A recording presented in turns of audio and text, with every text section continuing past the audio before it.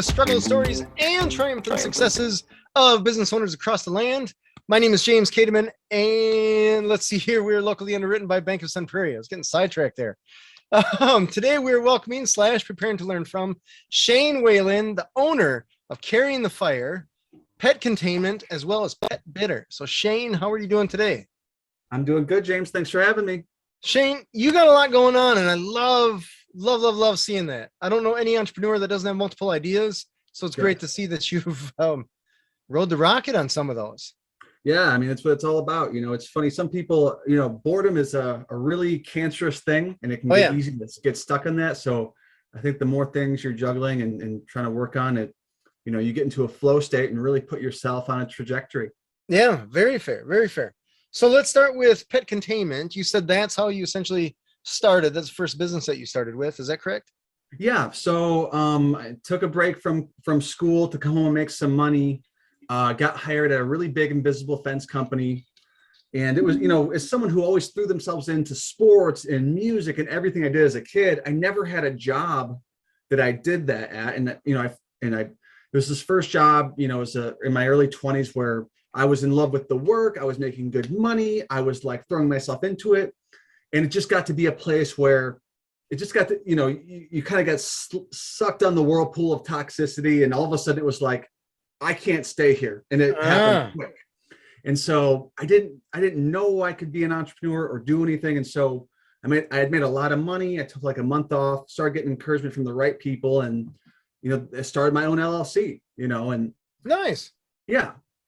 And you're essentially installing invisible fences. Is that the idea? Yeah. Wired in fences, me driving around with my pickup truck and a shovel, passing out, entire 12-hour days of just putting flyers in mailboxes and hanging flyers up. And even though it was like mindless grind work, it was like, this is it, this is what you're doing. Nice. And so yeah, that's where I got my start. All right. And what year is that? So the second half of 2014, winter hit here in Michigan. Basically I had 3 months off. I regrouped, recalibrate. I made 14 grand in revenue. I mean, nothing. All right. So regrouped, recalibrated, got a website, started marketing that website, and things just took off. All right. I all of a sudden had a van, I had a trencher, I paid off all my student and business loans, and I was on top of the world. I was making great money. And so that first full year, I had a 6-figure year. But what I found out the following year was when someone comes along and makes a 6-figure dent in a tiny niche market, all of a sudden you're on all of your competitors' radar. And it's not like the type of industry like window washing or carpet cleaning where you can do those things 3 or 4 times a year, right? It's a one-time service. And so all of a sudden I was on all my competitors' radar because I'm taking jobs. And so things going into year 2, things went from being really awesome to really not awesome. Oh, people just started being kind of weird to me. Yeah. People just started being weird to me. Started asking me, are you the guy that, weird things? You're the guy that, works out of his parents' basement or, stupid stuff that's not even worth bringing up because it was just out there. All right. And it's slowly, what's that? So you were essentially being badmouthed by your competitors? Well, I didn't know. I didn't know. I just thought, hey, do I smell or something? Like I was always really presentable. Got car washes. I always show up in a nice van, nice, polo, professional polo. And things just got really weird. And then all of a sudden, one day someone said to me, they said, hey, such and such company said this about you. Is this true? And it was like, boom, there it is. And then like the following week, I actually had a bad review from a competitor. And so that was how I really got my start, in going down a really unique path of like crazy town.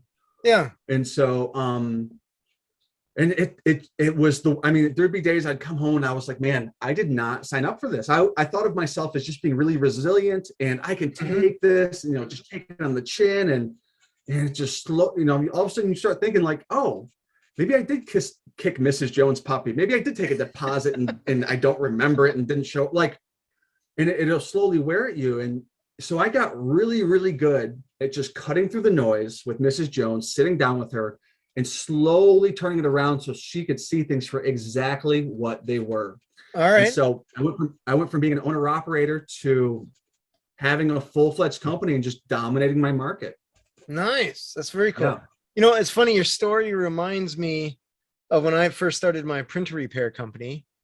I used to joke with people that I think it'd be safer to sell crack than it would be to fix printers because it was such a cutthroat industry. Really?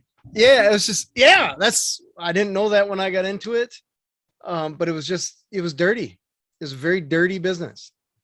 So, and I imagine it's like you're saying, there's a lot of boats in that small lake and they're all going for the same fish essentially. And the difference between a 25-year-old in year one or year two versus, men in their 50s who have been doing this for years. I mean, there's levels. And so they could just work it, to actively sow doubt about me and my customers' minds. And, some people would treat me like I was a loser, like I was just pathetic. Other people would treat me like I was, like there's something darker. You really don't know who's in your yard. You don't know if they have if they, are dangerous or, just. And so it was always one of those two things. And so, so I got really good at just cutting through the noise and just winning jobs. Yeah. Interesting. So the competitors that you had, were the majority of them franchises, or were they essentially a guy in his van? Yep. They were. So I was the only independent, my independent invisible or pet fence companies. There's maybe 50 of us in the nation. Everyone's a franchise. So really? I had that. Yeah. So I couldn't live off that name brand. I had to start my own and live off of that. And I think, people get dependent upon that crutch. Right. And it ends up just being weakness, right? Well, our manufacturer says this and this and this, and we have this many blah, blah, blah. And it's like, I don't need to say that. I can just get, and so it's that daily experience that will really stretch you. So how did you distinguish yourselves yourselves when you had employees and before when you first started? How did you distinguish yourself from your competitors? Because in the end, we're talking about a wire in the ground, a little remote on your dog. Yeah, I mean, in reality, it's all a commodity. We all did the same thing, but I was obsessed with the customer experience. Okay. Right. I was obsessed with how, there were certain competitors, we literally did the same exact thing, but we were double the price because the way it felt to do business with us was just significantly different from them. Right. I love it. Service, quality, and price, right? Pick two. Yeah. And so it was our customer experience. I told our guys, you want to be the warm, fuzzy blanket. Right. And I hated to hard sell. I hated to talk about our reviews. We were 5 stars across the board all over. I hated to talk about our awards. If they want to pin me in the corner, yes, we are this, we are this, we are this. But I hated doing that. I wanted to get the job. And I made it my mission that my competitors' names and the names of their business would never leave my lips. Because a lot of times we want to talk about ourselves. We want to talk about us and why we're this and why we're this. But if you focus on your customer, you put your fingertips on the pulse of the room. You remember their dog's name. You know about their particular breed and a cool, interesting fact. And they just moved in from, out of town and they've got whatever it is. And you can come in and meet a need, be the warm, fuzzy blanket. I mean, you get the prices you want. You'll get the reviews you want. You'll get the referrals you want. You'll get free concert tickets. You'll get whatever. You'll get, $200, whatever it is. Yeah. You create allies in the marketplace that will defend you or work for you. Right. Oh, I love that. That's fantastic. Where you understand that service. Service is a big thing, right? I wouldn't even say the service. So our guys were highly incentivized on customer feedback. I don't know if you've ever heard of the technical perfection deception. I have not. So I have friends who are window washers and they know about the pH levels in the soap and they know about and you need to be professionally competent, right? But it's the experience. It's how you make your customers feel.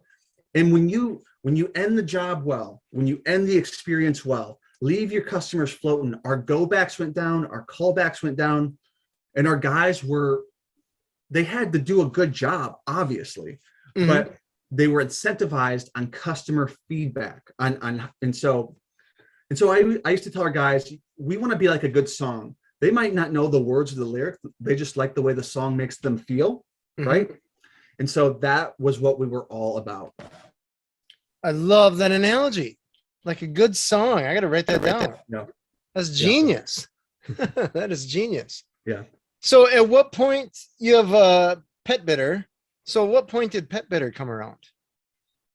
Oh, so yeah, that was there's a window washing company, or I'm sorry, a window washing software called Responsibid. And so I saw that and was like, oh, maybe we could use that. I wonder if they could do, something for my industry, And so, but I was so in the trenches, right? I was so like, I think at that point I had 5 or 6 bad reviews from competitors, not from, and it was just, and I needed, even though we were doing well, I'm like, I need to do something. And so I went to them, I go, I want you guys to build this for me and only for me. And they said, no. I'm like, pretty please. I said, no, I'm like, please. And they said, and I somehow finagled my way into a meeting with the owner, and me and him hit it off. And basically we worked out a deal to where I would have my own pet fencing software that I could own and do whatever I want with and own and be able to offer to the rest of the pet world. And so not just pet fencing, and so it was a highly unique situation, of where, just very, very, thousands and thousands and thousands of dollars investment, but it became a side business, of where great passive income, and it's definitely had its hurdles and ups and downs, but very, very exciting stuff and very interesting, fun, and it opened up a whole new world. That's awesome. So when did when did you first talk to them, and when did it actually get implemented so that other pet fencing, pet grooming places could jump on there? Oh gosh, it maybe took 6 months to build out modules and all that. That's not bad at all. But and that's yeah. Well, like I said, the foundation of the software was built, and to say I developed it, you're kind of cutting out. But to say I developed it, I mean these developers are quantum mechanics. Like it's the layers of code are so deep and so whatever, and so and that's the software is kind of on the back burner. I'm really pursuing the consulting and stuff, but it became just a great it's a great product, it's a great service, and I was able to build out a small team at a huge investment, but cool. Yeah. So let's talk about carrying the fire. Tell us about that. So I would see friends and people in the public eye who would be dealing with people talking, anyone with an internet connection can get on and say or regurgitate, whatever they want, can damage your business, damage your livelihood, damage your mind. And so I had been through that in a very deep, real way. And when I made it out the other side, it was like, there's no going back. Like I made it through this, and it was like, oh, it was so empowering for me. And so I would see friends or other people, and I'd be like, gosh, they did this. Gosh, they did. If they would just do A, B, and C, boom, they'd be through it. And so I started just reaching out to people, and really, and so, and then I got encouraged by some people like, dude, you got to write something. You got to write this down. And because for years I had always journaled, I'd written things down. I'm really into history and stuff like that. And so I got encouraged by the right people, like, you got to write this down. And so I have all these historical examples and obscure movie clips that was like, oh gosh, if you just, sometimes it's the smallest piece of information. If you just implement it, you just understand it, it changes everything, right? It changes everything overnight. Yeah. And so I get really passionate about just helping people. That's awesome. So would you consider it coaching, or would you consider it leadership, or I guess how would you describe it? I would call it consulting. It's one-on-one. I think coaching is such a saturated, weird thing. It's all in, very involved. What's the details of it? How can we navigate this? And sometimes just reframing your mind a little bit can put you on a completely different trajectory, completely different path. All right. And yeah, so that's what I've been. So one of the things you mentioned here, it says how to consistently stand out from your competitors, how to create raving fans in your marketplace. Let's tackle those two things just as a quick, I guess, for the listeners and the viewers here at home that are figuring out, hey, how do I create raving fans? Because a lot of people are good at what they do. You know, let's say they're good installing the invisible fence, but customer service, in my experience, is sometimes a lost art. Not always, but a lot of times. They don't know how. Yeah, and like I said, the technical deception. I used to be that guy who, like, I was so deep in on like the job, like how it was done.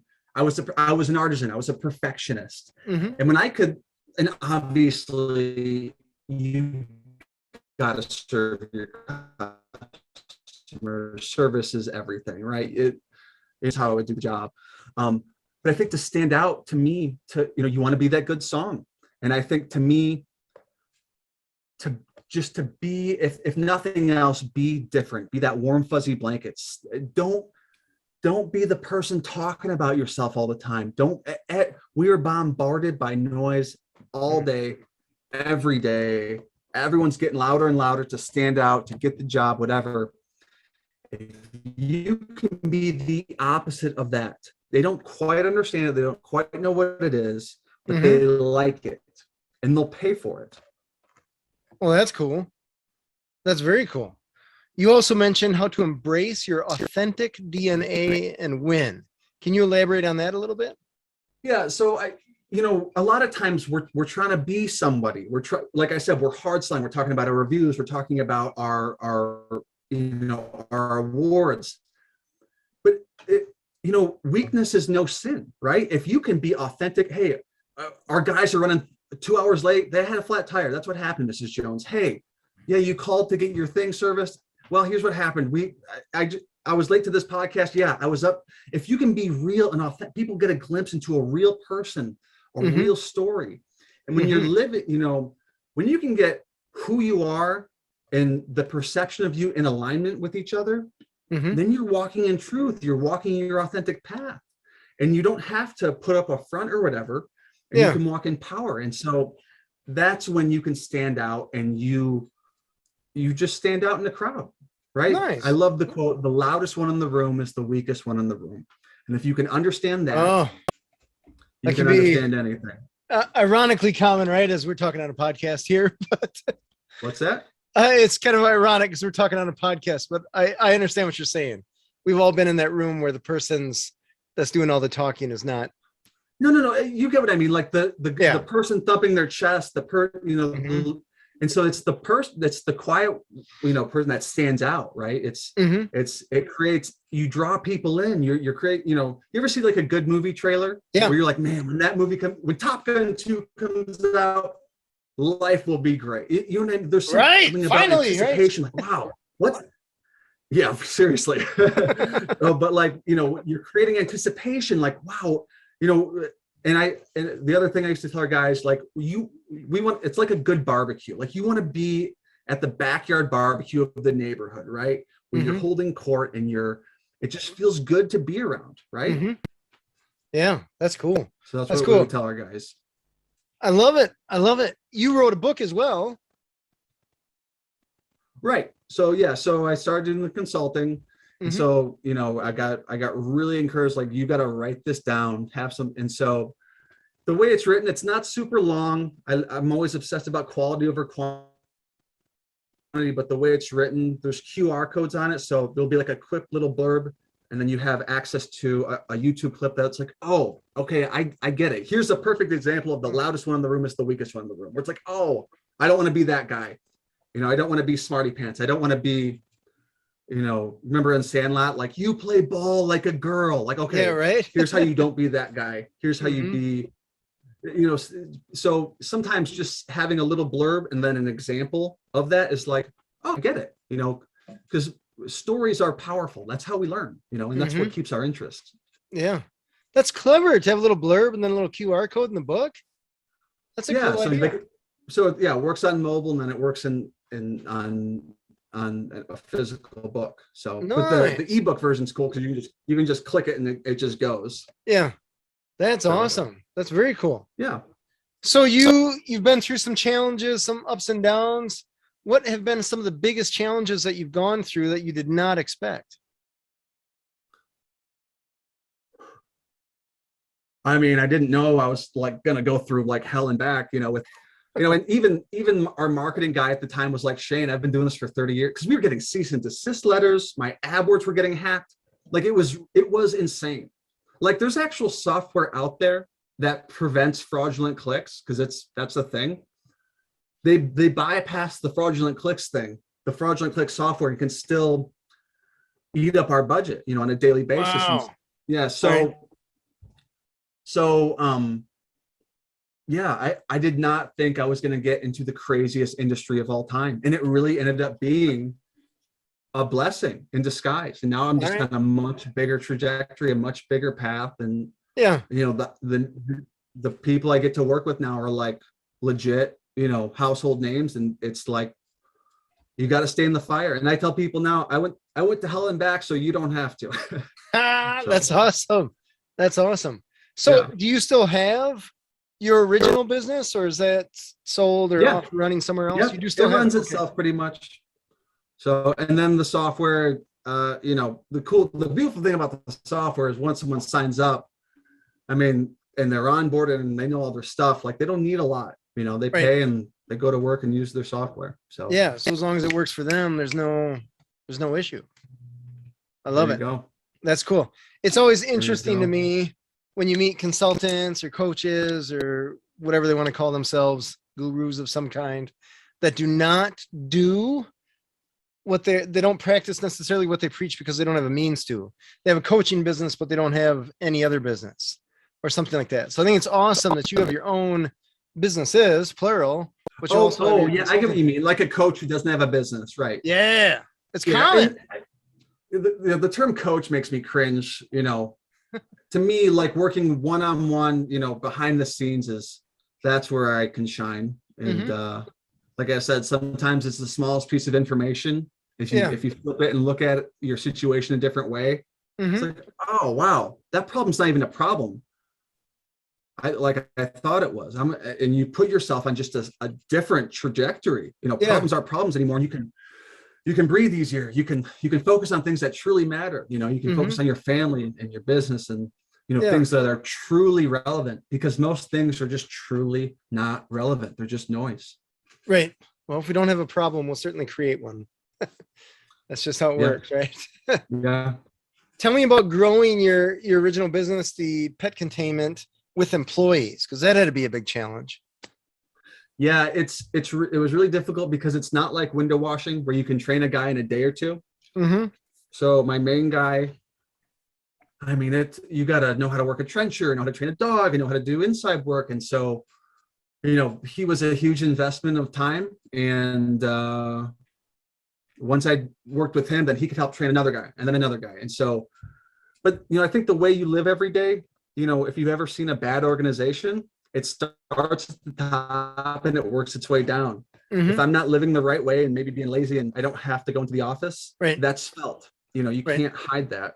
And so we're doing the right things behind the scenes, living the right way, that permeates its way into the people around you, right? Nice. You can't lead others if you can't lead yourself. No, so very true. So very true. Yeah. I can remember the first employee that I hired. I thought it was going to be the easiest thing in the world. Just hire this person, pay them some money. They show up, they do the job, rinse, repeat. No big deal. But then people are people, and sometimes they need little coddlings, definitely some leadership. And they want to know that you are doing what you can to make their job either easier or more fulfilling.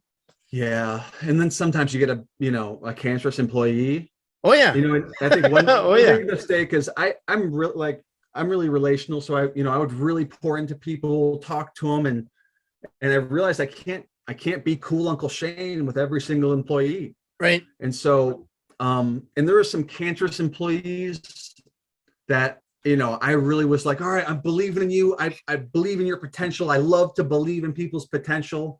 And just, you end up getting screwed every which way. And it's like, gosh, I should have just cut that person loose so long ago. Why am I doing this? Yeah. When you have a steady supply of resumes, you need a steady supply of resumes because it'll make life a lot easier just to cut, Trevor, cut out the cancer. Cut out the cancer. Yeah. It's interesting the kind of internal dialogue that you have, or even sometimes external with other business owners that you know, trying to figure out how you can work with this employee. And one of the people that I sold a business to, he said, there's no projects. You never hire someone that you feel that you have to fix. Train, yes, but fix, no. He had this whole no projects rule. And it was interesting because sometimes you don't necessarily realize that an employee is a project until they're working for you. They don't tell you that in the interview. And then you just got to suck it up. It helps me to do the math to figure out how much they're costing me and the opportunity cost. Yeah. Then the conversation is a lot easier. Yeah, no, and I would just pour into people, and it was like, I can deal with sarcasm, and I have thick skin. And it was like, oh my gosh, I should have canned you so long ago. Like, I have so many resumes here. Like, I can put up with a lot, but dude, you're out. Like, just having a steady supply. I think sales and marketing, that's foundation one. But after that, get some resumes coming in. Yeah. So tell me how you marketed your business when you first started, because that had to be a challenge. BNI. I was big in BNI. Yeah. Yep. Like I said, this is my pickup truck and my shovel early on. But when I got my website, I was big into SEO. All right. And I could only do AdWords for so long because, like I said, it became a problem with hacking. Yeah. But after that, it was all SEO. I just ranked really, really well on all my keywords. All right. And then we had so that was our bread and butter, was our SEO. Okay. And then we had a really good referral system where we would take a picture of the dog, put it on a postcard and send it to them. And so we would, we'd send them a thank you card. And then a couple of weeks after that, hey, Mrs. Jones, just so you know, we're a small family-owned business. We hope Fluffy's doing well, but hey, if you know anyone who could use our services, send them our way.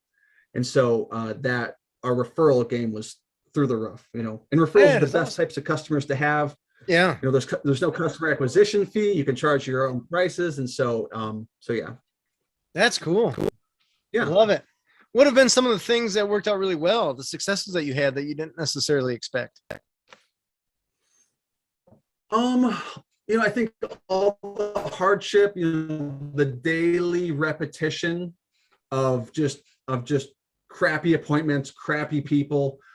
When you are in the presence of, a big name or someone of real recognition, you can hang, right? You can hang and you create more opportunity. You can provide value. You can stick out and just put yourself on a completely different path, right? Yeah. I think, of all the skills someone can learn, having some social skills, working on your social skills, everyone is smart. Everyone is talented. Go to at something. But if they can figure out a way to get along and be able to talk in a room, then you can sharpen and hone that talent and actually do something with it. So I think just staying in the fire with people in that daily experience, experiences so much that you work on your social skills. It's the most underrated thing someone could work on. Oh, the quality of your communications, the quality of your life. So, yeah, definitely. Tell me, was it tough to find employees that had social skills that could talk to customers and work with the dog and still run I want to say ditch witch, but the cable puller, all that kind of stuff? Right. Everyone's a work in progress. So I think my first, real employee, crew leader. He was not like he was a leader. He was a natural leader. Nice. And he didn't have to be a social butterfly, but he knew and understood people. And so, you're kind of cutting. Yeah, out. you are too. I don't know what's going on. Sorry. I'm here. Yeah.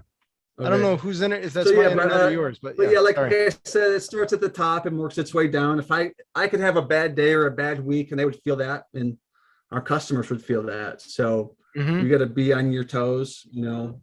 It's really easy to just get soft, let your mind get soft. Mhm. So you got to be doing stuff every day to stay sharp. Nice. I love it. Yeah. I love Yep. it. Well, Shane, are those, you had so much going on. Did I miss anything? No, man. That's No, it's a lot. It's a lot. That is a lot. Where Where We're can all people over the find? place, I feel like. Yeah, that's just how my brain works. It's all good. The entrepreneurial mind, you're just constantly No, boom, no. boom, boom. Tell me, No, I'm doing the same thing. I'm talking about social skills and then consulting. I love this stuff.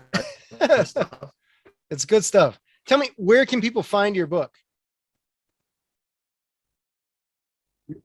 I'm sorry, you're cutting out. You're cutting out. Oh, no worries. No worries. You are So too. go to carryingthefire.com/ebook. It's 50. Yeah, it's carryingthefire.com/ebook. It's $50. If you hate it, we'll give you your money back. But man, there's some nuggets in there that are game changing. So Nice. I would definitely check it out. I love it. And then as far as Carrying the Fire, where can people find you there? Carryingthefire44@gmail. That's my email. We don't have a sales page for consulting. It's very personalized, high-end one-on-one. So no website for that, but that's I would check out the ebook, and if you really need help, then we can talk consulting. All right. And then the pet containment, how do they get a hold of you there? Oh, well, yeah, if you're in Michigan and you need an invisible fence, go to undergroundfencemichigan.com. Awesome. Oh, I love that domain name. That's sweet. SEO. And then Pet Bitter, petbitter.com. easy enough. And Yep. Pet Bitter, just as a reminder for the people listening, that is essentially software for the other companies that do underground fencing, pet grooming. Dog training, dog training, pet waste pickup. If you need a sales system for your pet company, that's your software. Gotcha. Awesome. I love it, Shane. All right, my brother. Thanks for having me. I appreciate it. Hey, yeah, I appreciate it. Yeah. This has been Authentic Business Adventures, the business program that brings you the struggles, stories, and triumphant successes of business owners across the land. We are underwritten locally by the Bank of Sun Prairie. If you're listening or watching this on the web, you could do us a huge favor. Subscribe, give a thumbs up, comment, and of course, share it with your entrepreneurial friends. My name is James Kateman, and Authentic Business Adventures is brought to you by Calls on Call, offering call answering and receptionist services for service businesses across the country on the web at callsoncall.com, as well as Draw In Customers Business Coaching, offering business coaching services for entrepreneurs looking for growth on the web at drawincustomers.com. And of course, the Bold Business Book, a book for the entrepreneur and all of us, available wherever fine books are sold. We'd like to thank you, our wonderful listeners, as well as our guest, Shane Whelan, owner of Carrying the Fire, Pet Containment, and Pet Bitter. Shane, thank you so much for being on the show.